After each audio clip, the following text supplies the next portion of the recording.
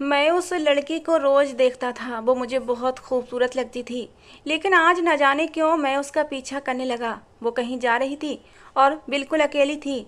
मेरी नीयत गलत नहीं थी, बस मैं जानना चाहता था वो क्या करती है, क्योंकि मैंने उसे जिस हालत में देखा था, उसके बाद मेरी जगह कोई भी होता उसका पीछा ज़रूर करता। उसने अपने आप को एक बड़ी सी चादर में लपेट रखा था। वो बड़ी सावधानी से कदम उठाती हुई चली जा रही थी। उसको नहीं पता था कि मैं उसके पीछे हूँ और मुझे किसी का भी पीछा करने का हुनर खूब आता था, क्योंकि मैं एक पुलिस वाला था। थोड़ी देर के बाद ही वो एक झुग्गी में दाखिल हो गई थी। मैं हैरान था कि ये यहाँ पर क्या करने आई है, क्योंकि जहाँ तक मेरा अंदाज़ा था, इस इलाके में इस तरह के खेमे तो मांगने वालों ने लगाए होते थे। मुझे पता था इन खेमों के अंदर क्या कुछ होता था। मुझे चिंता होने लगी, वो अंदर क्यों गई है। मैं जानना चाहता था आखिर अंदर क्या हो रहा है, और अगर वही हो रहा है जो यहाँ पर हुआ करता था, तो मैं उसे बाहर निकालना चाहता था। ना जाने क्यों मुझे ऐसा लग रहा था जैसे मेरी गैरत पर वार हो रहा हो, जबकि मेरा तो उस लड़की से कोई रिश्ता भी नहीं था। थोड़ी देर के बाद ही वो बाहर निकल आई थी। उसके हाथ में कोई चीज़ थी जिसको उसने अपनी चादर के अंदर छुपा लिया था, लेकिन वो जो भी चीज़ थी हिल रही थी। मैं अब और भी हैरान हो गया था। पहले मैं उसका पीछा करते करते उस खेमे तक आया था, और अब मैं उसका पीछा करते हुए ही वापस जा रहा था कि जिस जगह पर वो रहती थी, वो जगह हमारी जेल के बिल्कुल सामने थी। आज मुझसे रहा नहीं गया और मैंने जाकर उससे पूछ ही लिया कि तुम्हारे पास क्या है, तुमने किसको अपनी चादर में छुपाया हुआ है। वो मुझे अपने सामने देखकर पहले तो डर गई थी, और जब उसने अपनी चादर हटाई तो मेरे मुंह से एक चीख निकल पड़ी और मैंने फौरन उसे हथकड़ियाँ लगा दी, क्योंकि मैं चाहता था वो अब मेरे लिए ही। मैं नहीं जानता था उस लड़की का नाम क्या है। वो हमारी जेल के सामने बने हुए एक छोटे से मकान में रहती थी, जिसकी खिड़की से उसके घर के अंदर का मंजर साफ दिखाई देता था। मेरी अक्सर नाइट ड्यूटी होती थी, और जब तक उसके छोटे से घर की लाइट ऑन रहती, मैं अंदर के मंजर साफ देख सकता था। मेरा टेबल जिस जगह पर पड़ा था, वहाँ से उसका घर बिल्कुल साफ नज़र आता था। वो सड़क के दूसरी तरफ रहती थी और सड़क के इस तरफ हमारी जेल थी। मेरी उम्र इस समय 28 साल थी, लेकिन अभी तक मेरी शादी नहीं हुई थी। मेरा नाम अभिजीत सिंह राणा था। दरअसल मेरी शादी कराने वाला भी कोई नहीं था। एक दिन मुझे मेरे एक साथी दोस्त ने कहा, तुम क्यों उस लड़की को देखते रहते हो? मैंने कहा, यार वो मुझे अच्छी लगती है। उसने कहा कि अच्छी लगती है तो शादी का संदेश क्यों नहीं भेज देते हो? है तो बहुत खूबसूरत, लेकिन काफ़ी गरीब सी है। मैंने कहा कि गरीबी अमीरी से मुझे कोई फ़र्क नहीं पड़ता। मुझे एक अच्छी प्यारी सी लड़की चाहिए जो मेरा घर बसा सके, मेरे साथ हमेशा वफादार बनकर रहे, और जब मैं ड्यूटी से घर जाऊं तो अपने हाथों से गरम गरम खाना बनाकर मेरे सामने रखे। होटल के खाने खा खाकर मैं ऊब गया हूँ। अब भी वो लड़की हमारी आंखों के सामने ही थी। ऐसा लगता था जैसे कोई काम करने में बिजी है।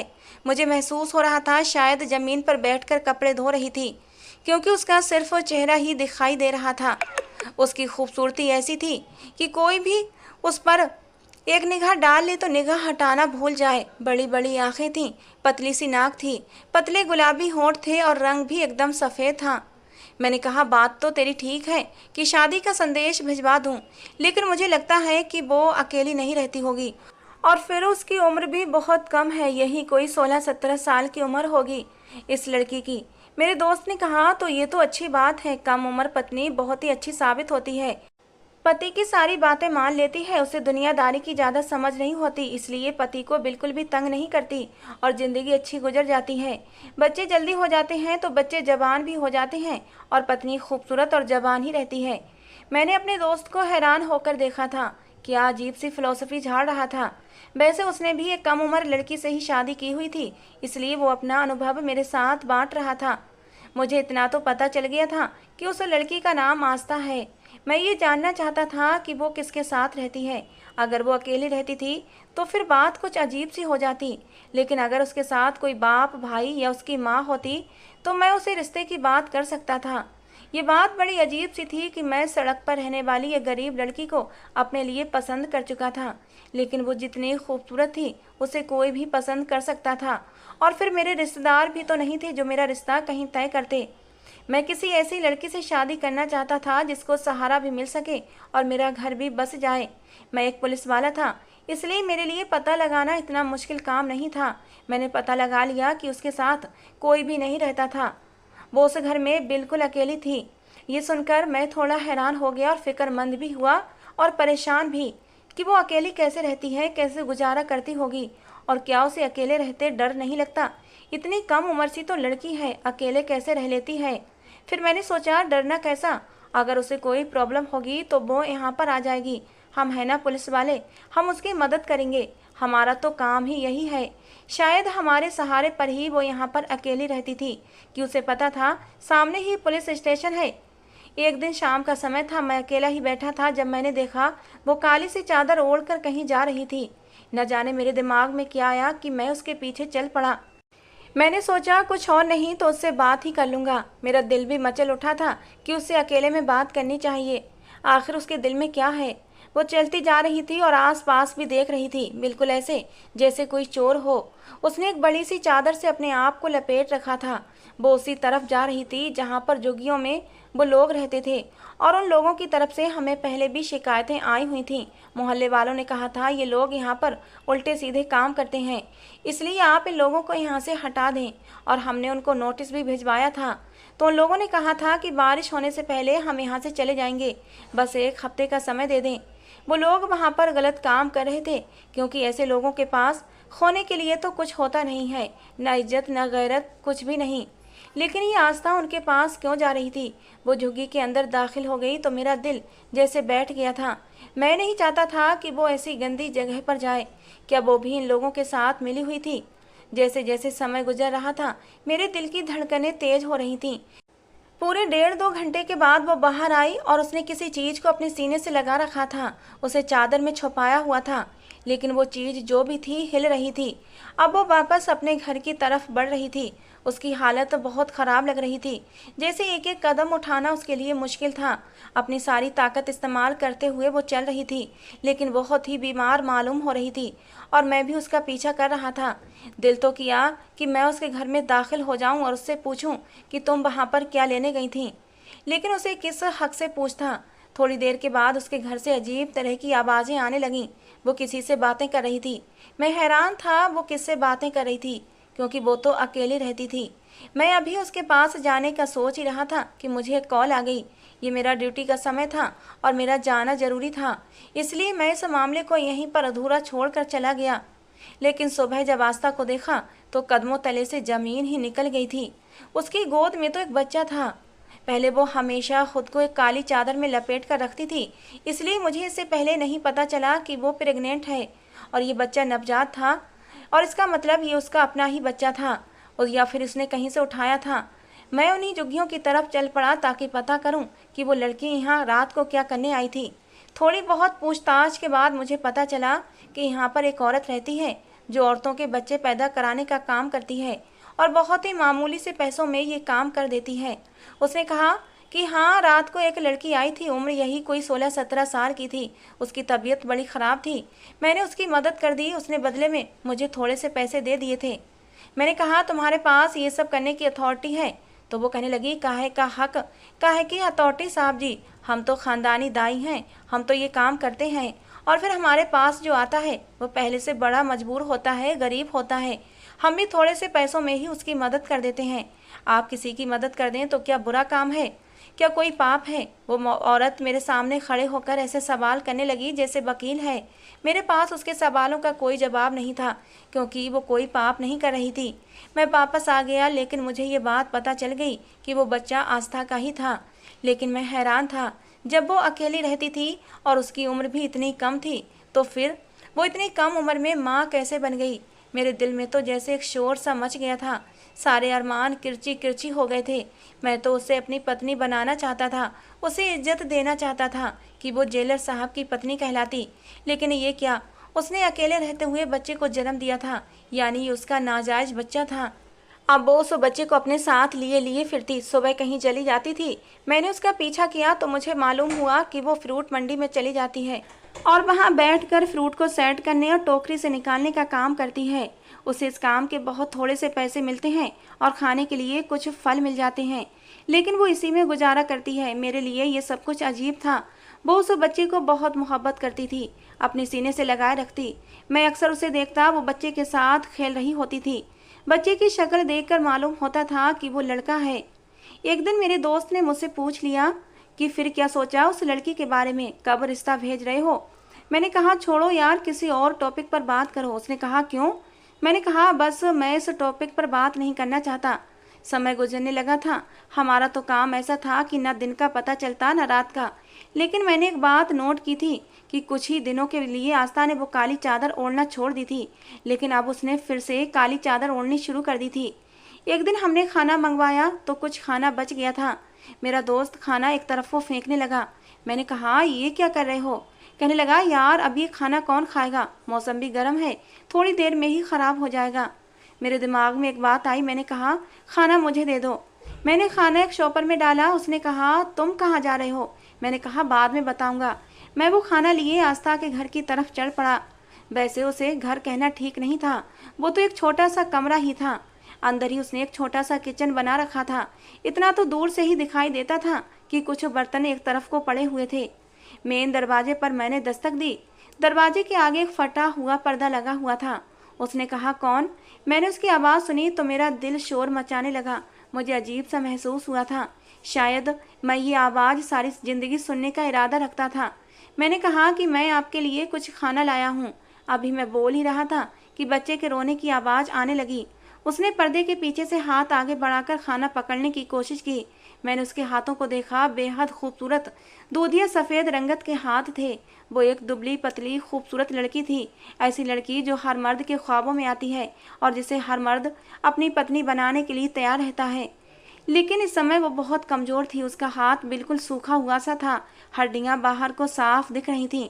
मैंने खाना उसके हाथ में पकड़ा दिया। उसने कहा धन्यवाद। जब मैं वहाँ से वापस आ रहा था, बच्चे के रोने की आवाज़ फिर आई थी और आस्था की आवाज़ भी आ रही थी। ऐसा लग रहा था कि वो ठीक नहीं है। जाहिर सी बात है, उसने कहाँ ठीक होना था। वो तो अपना ख्याल भी नहीं रखती थी, हर वक्त बच्चे के साथ बिजी रहती। मैंने आते जाते उसको देखा था। मेरी एक आंख हमेशा उस पर ही होती थी। एक दिन हमारे पास एक आदमी आया। उसने कहा ये जो सड़क पार की जगह है ये मेरी है। मैंने इसके ऊपर एक प्लाजा बनाना है, लेकिन यहाँ पर कुछ गरीब लोग रहते हैं और अपने घर बना बैठे हैं। मैं कोर्ट से ऑर्डर लेना चाहता हूँ ताकि इन घरों को तोड़ सकूँ। ये तो वही जगह थी जहाँ पर आस्था भी रहती थी।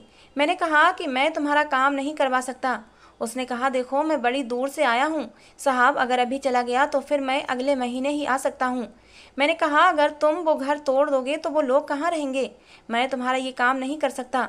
वो आदमी ये कहकर चला गया कि मैं जगह तो खाली करवा कर रहूँगा, मैं अगले महीने फिर आऊँगा। अजीब सा रिश्ता था मेरा आस्था के साथ। मुझे हमेशा उसकी चिंता लगी रहती थी। मैं उससे दिल ही दिल में नाराज़ भी था कि उसने एक नाजायज़ बच्चे को जन्म क्यों दिया था। और आजकल मुझे उसके चाल ढाल देखकर भी लग रहा था जैसे वो फिर से माँ बनने वाली है। लेकिन मैं हैरान इस बात पर था कि मैंने कभी भी उस घर में किसी आदमी को जाते हुए नहीं देखा था। अक्सर मेरी नाइट की ड्यूटी भी होती थी और फिर जैसे मैंने पहले बताया कि मेरी आंखें तो वहीं पर रहती थीं। फिर ये सब कुछ कैसे हो रहा था? और फिर वही हुआ जिसका डर था। मेरा अंदाज़ा ठीक निकला। अभी उसके पहले बच्चे को दुनिया में आए हुए 1 साल भी नहीं हुआ था कि उसकी गोद में एक और दूसरा बच्चा आ गया। इस बार उसने एक बेटी को जन्म दिया था और वो बहुत खुश थी। उसका भी बहुत ख्याल रख रही थी। वो अपने बच्चों का बहुत अच्छे से ख्याल रखती थी, उन्हें अच्छे अच्छे कपड़े पहनाती, लेकिन खुद उसके पास फटे पुराने कपड़े होते थे। मैं हैरान होता था वो अपने बच्चों की देखभाल के लिए इतने पैसे कहाँ से लाती है कि बच्चों के शौक पूरे कर देती है, लेकिन खुद फटे पुराने हालत में क्यों रहती है। मैंने पहले ऐसी लड़की देखी थी जो इतने बुरे हालात में भी इतनी खुश रहती थी, बच्चों के साथ खेलती। अक्सर उसके बच्चों की आवाज़ें आती थीं। वो उनको बहुत प्यार करती। कभी कहती मेरी जान, कभी कहती मेरे बच्चे, मेरी ज़िंदगी। मैं अक्सर वहाँ से गुजरता था, बहाने बहाने से उसकी बातें सुनने की कोशिश करता था कि अंदर कोई है तो नहीं, लेकिन मुझे कभी वहाँ पर कोई मर्द दिखाई नहीं दिया था। एक दिन मैंने आस्था को देखा तो मुझे उसकी हालत पर बहुत ज़्यादा तरस आ गया था। उसके कपड़े एक तरफ से फटे हुए थे। मैंने कुछ सोचते हुए बाजार से एक सूट लिया और एक जोड़ी स्लीपर्स भी बैग में डालकर मैं उसके घर की तरफ चल पड़ा। दरवाजे पर दस्तक दी। आस्था ने कहा कौन? मैंने कहा मैं वही हूँ जो उस दिन आपके लिए खाना लेकर आया था। आज मैं आपके लिए कुछ कपड़े वगैरह लाया हूँ।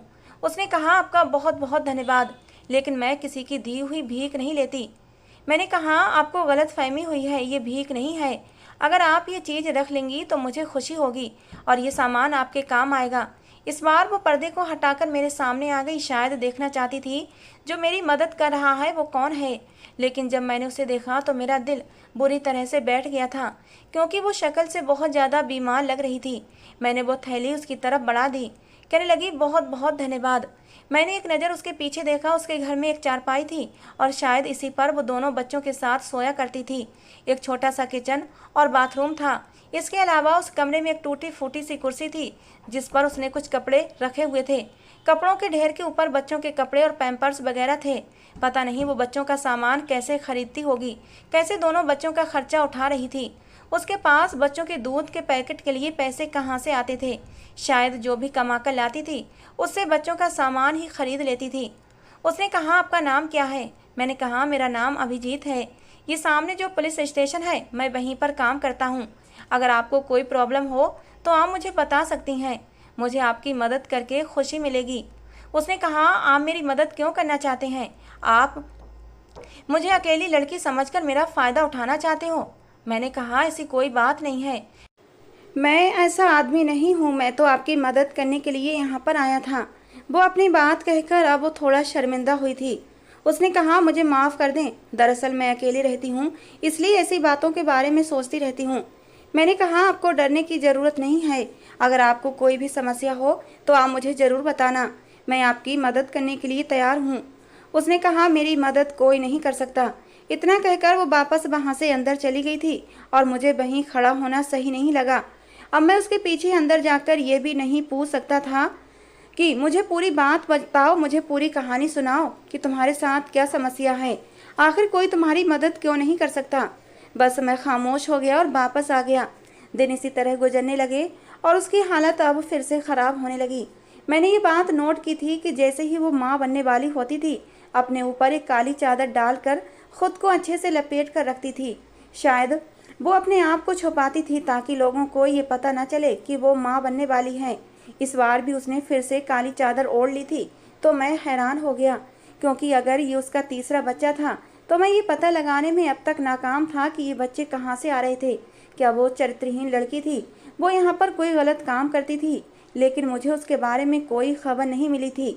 और एक दिन जो मैंने देखा, मेरी आत्मा तक कांप उठी थी। उसके घर के बाहर एक बहुत बड़ी गाड़ी खड़ी थी। मैं परेशान हो गया, क्योंकि बड़ी गाड़ियों में कैसे लोग होते हैं ये हम पुलिस वाले नहीं जानते होंगे तो कौन जानता होगा। मामला ज़रूर कुछ गड़बड़ था। फिर मैंने सोचा कि शायद वो गाड़ी वहाँ पर वैसे ही खड़ी होगी, किसी ने पार कर दी होगी। इसका मतलब ये तो नहीं कि उस गाड़ी वाले का आस्था के साथ कोई संबंध हो सकता है। मेरे आगे पीछे तो कोई था नहीं, इसलिए मैं नाइट ड्यूटी भी आराम से कर लेता था। इन दिनों भी मैं नाइट ड्यूटी लगा हुआ था जब एक दिन मुझे उसके घर से चीखने चिल्लाने की आवाज़ें आई थीं। मैं एकदम से परेशान हो गया। मैं फ़ौरन से जाकर उसकी मदद करना चाहता था और ये मेरा फ़र्ज भी था, क्योंकि वो बुरी तरह चिल्ला रही थी। लेकिन फिर भी मैं थोड़ा घबरा गया था कि न जाने क्या बात हो। फिर भी धीरे धीरे चलता हुआ मैं उसके घर की तरफ बढ़ने लगा। उसके चिल्लाने की आवाज़ें अब तक आ रही थीं। मैं जैसे ही दरवाजे के पास पहुंचा, शायद उसे भी महसूस हो गया था कि बाहर कोई है। उसने कहा, कौन है? मैं ये नहीं चाहता था वो मेरे बारे में कुछ और सोचे कि शायद मैं बाहर खड़ा होकर उसकी आवाज़ें सुन रहा था, तमाशा देख रहा था। इसलिए मैं जल्दी से अंदर दाखिल हो गया। मैंने कहा, जी मैं हूँ। मैं सामने का मंजर देखा तो हैरान हुआ था। वो बहुत तकलीफ में थी। उसके दोनों बच्चे भी रो रहे थे। साफ पता चल रहा था कि वो फिर से बच्चे को जन्म देने वाली थी। ये देखकर मैं थोड़ा हैरान भी हुआ था। उसने अपने आप को उसी काली चादर में लपेटा हुआ था। मैंने कहा, क्या बात है? कहने लगी, मुझे बहुत दर्द हो रहा है, मुझे डॉक्टर के पास ले जाएं। मैंने कहा, ठीक है। मैंने अपनी गाड़ी निकाली। मैं बहुत ज़्यादा हड़बड़ाहट में पड़ा हुआ था और इसी हड़बड़ाहट में मैं उसे करीबी अस्पताल ले गया। ये अस्पताल प्राइवेट था। यहाँ के लोग मुझे अच्छी तरह जानते थे। डॉक्टर समझी थी शायद मैं शादीशुदा हूँ और आस्था मेरी पत्नी है। मैंने दोनों बच्चों को एक नर्स के हवाले किया। उसने कहा, बच्चों की तबीयत भी ठीक नहीं लग रही। उसने बच्चों को दूध वगैरह पिलाया और आस्था की देखभाल करने लगी। थोड़ी देर के बाद ही डॉक्टर ने मुझे कमरे में बुलाया। उसने कहा, ये कौन है आपकी? मैंने डॉक्टर को साफ बता दिया कि ये मेरी कुछ नहीं लगती, लेकिन मैं इसकी मदद कर रहा हूँ। डॉक्टर ने कहा, फिर आपने बहुत अच्छा किया, क्योंकि ये तो बहुत ही बुरी हालत में है। ये तो इसकी उम्र कम है, ऊपर से इसका ये तीसरा बच्चा था। डॉक्टर के था पर मैं चौंक गया था। मेरे चौंकने पर डॉक्टर ने कहा कि हाँ, हम उस बच्चे को बचा नहीं पाए। कमजोरी की वजह से उसका बच्चा पेट में ही मर गया था, जिसे हमने सफाई करके बाहर निकाल दिया है। आखिर इन बच्चों का बाप कौन है, उसको बुलाओ, जरा उसको समझाऊं कि इतनी जल्दी जल्दी बच्चे पैदा करने की क्या तुक है। कम से कम अपनी पत्नी का ख्याल करे।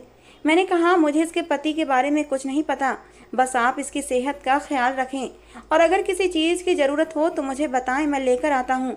डॉक्टर भी थोड़ी हैरान हुई थी, समझ गई थी मामला कुछ और ही लगता है, लेकिन मैं पुलिस वाला था इसलिए वो कुछ बोली नहीं थी। उसने मुझे एक लिस्ट लिख कर दे दी जिसमें बच्चों का भी कुछ सामान था। मैंने कहा, आप कुछ दिन उसको यहीं पर रखें जब तक उसकी तबीयत ठीक ना हो जाए। मैं अपने घर चला आया, लेकिन जब सुबह अस्पताल गया तो अस्पताल वालों ने एक अजीब सी खबर सुनाई। उन्होंने कहा वो तो 2 घंटे बाद ही अपने बच्चों को लेकर यहाँ से चली गई थी। हम तो उसे रोकते रह गए, आपके बारे में भी बताया कि आपने जाने से मना किया है, लेकिन वो नहीं मानी और यहाँ से ऐसे भागी जैसे अगर यहाँ से नहीं जाएगी तो न जाने क्या क़यामत आ जाएगी। मैंने कहा, और कुछ देखा आपने, कुछ ऐसा जो आपको शक में डाल रहा हो? डॉक्टर कहने लगी, हाँ, उसके पास एक मोबाइल था और जाने से पहले उसने किसी से बात की थी। मैं बड़ा हैरान हुआ, लेकिन मुझे पता था वो कहाँ गई होगी, सो उसके घर चला आया। लेकिन सामने का मंजर बहुत ज़्यादा अजीब था, क्योंकि उसके घर के पास वही सफ़ेद गाड़ी खड़ी हुई थी। मैंने देखा कि कोई आदमी भी था जिसने आस्था को उस गाड़ी में बिठाया और वहाँ से लेकर चला गया। आस्था उस आदमी के साथ जाना नहीं चाहती थी, वो आदमी ज़बरदस्ती उसे लेकर गया था। मैंने फ़ौरन गाड़ी का पीछा करना शुरू कर दिया। वो गाड़ी बहुत बड़े बंगले के पास जाकर रुक गई, लेकिन जैसे ही वो आदमी आस्था का हाथ पकड़कर अंदर ले जाने लगा, मैंने उसको पकड़ लिया। मैंने उस आदमी को अच्छी तरह जानता था, ये तो बहुत बड़ा स्मगलर था, लेकिन हमें उसके खिलाफ कोई भी गवाह या सबूत नहीं मिल रहे थे, इसलिए अभी तक वो कानून के हाथों से बाहर था। वो आदमी भी मुझे देखकर हैरान रह गया था। अगर आस्था न चाहती तो मैं उसकी मदद नहीं कर सकता था, पर उसने ठीक समय पर चिल्लाना शुरू कर दिया। कहने लगी, ये मुझे ज़बरदस्ती लेकर आया है, मेरे बच्चों को मुझसे छीनना चाहता है, मैं अपने बच्चों को इसे नहीं दूंगी। आपने कहा था आप मेरी मदद करेंगे, तो प्लीज़ मेरी मदद करें, मुझे यहाँ से ले जाएं। वो आदमी चीखता चिल्लाता रह गया, लेकिन मैंने उसकी एक न सुनी और आस्था को वहाँ से ले गया। और फिर आस्था ने मुझे बताया कि ये बच्चे उसी आदमी के हैं। मैं एक बहुत ही गरीब लड़की हूँ, लेकिन मेरी खूबसूरती ही मेरी जान का बवाल बन गई। मेरी माँ इस आदमी के यहाँ काम करती थी, अपनी माँ के साथ मैं भी चली जाया करती थी। इसकी नज़र मेरे ऊपर ख़राब हो गई थी। जब मेरी माँ ने देखा कि वहाँ पर मेरी इज्जत को ख़तरा है तो मेरी माँ ने वो काम छोड़ दिया, लेकिन इस आदमी ने मेरा पीछा नहीं छोड़ा। मेरी माँ बीमार रहने लगी थी और एक दिन वो बीमारी में ही भगवान को प्यारी हो गई। अब मैं इस दुनिया में अकेली रह गई थी। इस आदमी को जब पता चला कि मैं अकेली रहती हूँ तो एक रात ये मेरे घर आया और उसने मेरे साथ ज़बरदस्ती की। इसका जब भी मन होता है अब मेरे घर चला आता है, क्योंकि इसे पता था कि रोकने वाला कोई नहीं है। ये पूरी रात मेरे साथ जुल्म करता और सुबह होते ही चला जाता। नतीजा ये निकला कि मैं इसके बच्चे की माँ बन गई। इसने बच्चे को गिरवाना भी चाहा, लेकिन डॉक्टरों ने बच्चे को गिराने से साफ मना कर दिया, क्योंकि मेरी उम्र कम थी और मुझे भी जान का खतरा था। इस आदमी की अय्याशियाँ मुझसे पूरी हो रही थीं, इसलिए ये मुझे मरने नहीं देना चाहता था और फिर मैंने उस बच्चे को जन्म दिया। उसके बाद भी ये आदमी नहीं माना और मुझे अपनी हवस का निशाना बनाता रहा और उसी का नतीजा था कि मैं दूसरे बच्चे की भी माँ बन गई। इसकी शादी को 10 साल हो चुके हैं और इसकी पत्नी बांझ औरत है। अब इसको डॉक्टरों ने साफ साफ जवाब दे दिया है कि इसकी पत्नी कभी माँ नहीं बन सकती। अब ये मेरे बच्चे मुझसे छीनना चाहता है। मुझे अपने बच्चों से बहुत प्यार है, मैंने उन्हें जन्म दिया है। मैं ये बच्चे उस आदमी को नहीं देना चाहती। मैंने उसे कहा भी था कि अगर तुम्हें मुझे अपने साथ रखना है तो मुझे इज्जत के साथ रखो, मुझसे शादी कर लो, लेकिन ये मुझे इज्जत देने को तैयार नहीं है और मैं इसकी रखेल बनकर रहना नहीं चाहती। मैंने कहा, अगर तुम्हें उसके साथ नहीं रहना तो मत रहो, मैं तुम्हारी पूरी मदद करूँगा। वो कहने लगी, आप नहीं जानते ये आदमी बहुत ख़तरनाक है। आप मुझे कहीं भी रखेंगे, किसी भी हवाले से रखेंगे, वो वहीं पर पहुंच जाएगा। मैं पहले से ही छुप कर रह रही थी, लेकिन वो मेरे पीछे पीछे आ ही गया था। मैंने कहा, तुम चिंता मत करो, मेरे पास आस्था को रखने की बाकी कोई जगह नहीं थी। मैं उसे अपने घर लेकर जाता तो मैं पकड़ा जाता, क्योंकि वो सबसे पहले मेरे घर की ही तलाशी लेता। मैंने आस्था को उसी जेल में कैद कर दिया, क्योंकि वो ये कभी सोच भी नहीं सकता था कि मैं आस्था को बचाकर जेल में कैद कर दूंगा। वो तो यही समझ रहा होगा, या तो मैं उसे अपने घर ले जाऊंगा या फिर कहीं और। काफ़ी समय तक वो उसे ढूंढता रहा और इधर आस्था जेल में अपने बच्चों के साथ रह रही थी, लेकिन वो हमेशा वहाँ नहीं रह सकती थी। मुझे उसके बारे में कोई तो फैसला करना ही था। जब मैंने अपने दोस्त को ये बात बताई तो वो भी हैरान हुआ। उसने कहा उसे वहाँ से निकालना पड़ेगा। मैंने कहा निकाल कर कहाँ ले जाऊँगा? अपने घर ले जाऊँ तो किस रिश्ते से? मेरे दोस्त ने कहा यार बात तो वहीं पर आ गई ना, जो तूने फैसला किया था, लेकिन अब भी फैसला तेरे हाथ में है। काफ़ी मुश्किल हो गया था ये सब कुछ मेरे लिए। मैंने कहा अगर मर्द चाहे तो उसके लिए कुछ भी मुश्किल नहीं होता। मेरे दोस्त ने मुझे अजीब सी नज़रों से देखा और कहा तू अब भी उसके साथ और उसके दोनों बच्चों के साथ रह सकता है? मैंने कहा हाँ, वो एक मजलूम लड़की है, उसके साथ जुल्म हुआ है और हमारा काम समाज से बुराई को ख़त्म करना है, बल्कि मजलूम और बेसहाराओं को सहारा देना भी है। मैंने आस्था से शादी की बात की तो बेचारी लड़की रोते रोते मेरे कदमों में गिर गई। उसने कहा कि आप अपनी ज़िंदगी बर्बाद मत करें, मैं इस काबिल नहीं हूँ। लेकिन मैंने उससे शादी कर ली। अब वो मेरे घर में है और वो दोनों बच्चे भी मेरे घर में पल रहे हैं। अब वो आदमी भी कुछ नहीं कर सकता, क्योंकि आस्था मेरी पत्नी बन चुकी है। अगर वो ज़्यादा हाथ पैर मारेगा तो खुद ही कानून की नज़र में आ जाएगा। आप लोग ही बताएं क्या मैंने सही किया या गलत, क्योंकि इसके अलावा मुझे कुछ समझ नहीं आया था। मेरे दिल में एक अच्छे काम का जज्बा भी था और शायद मोहब्बत भी थी, जिसे मैं समझ नहीं पाया था, और इन दोनों जज्बों ने मिलकर ही मुझसे ये फैसला करवाया था। दोस्तों, आज की हमारी ये कहानी आपको कैसी लगी ज़रूर बताना। पसंद आई हो तो प्लीज़ लाइक करना। रोज़ एक नई कहानी सुनने के लिए हमारे चैनल को भी सब्सक्राइब करना। मिलते हैं दोस्तों अगली किसी नई कहानी के साथ।